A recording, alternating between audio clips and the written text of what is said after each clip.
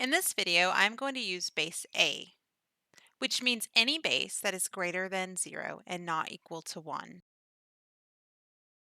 I'm going to go over each exponential property and show the corresponding log property. I'm going to assume you know the exponential rules already, so if you don't, watch my video over those first. Anytime you raise a power to 0, you get 1, so the log of 1 is 0. A number raised to 1 is just the number, so the log of its base is just 1.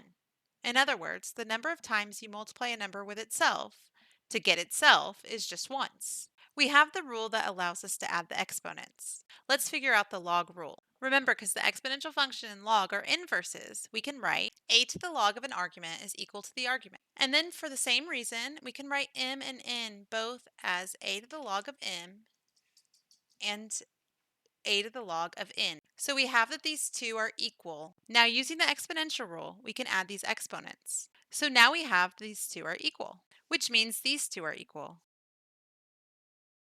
We have that same rule for logs. Similarly, we have the subtraction rule for exponents.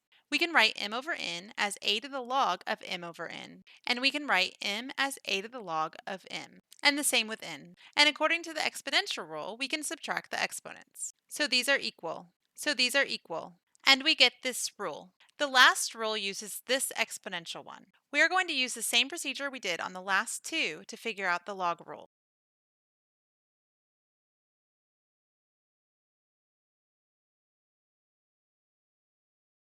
So we have that these are equal. And so we get our next rule.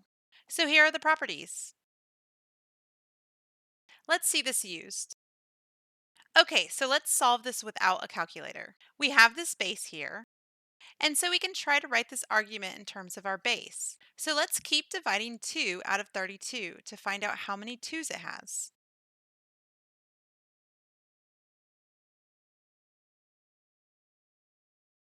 So we have 5 2's, which we can write as 2 to the 5. So we can rewrite that in our log. Now let's do the same for the base 6. Now let's find how many 6's are in 216. There are 3. So let's replace 216 with 6 to the third. Now remember, from our rules, we can pull down that 5 and pull down that 3.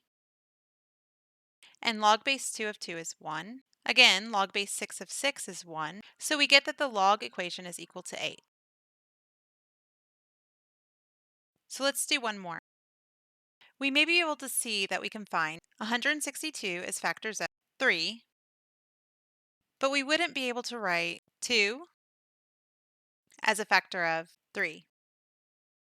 So let's use the rule that this subtraction allows us to write this as a fraction. So dividing through, we get this. So let's find how many 3's are in 81.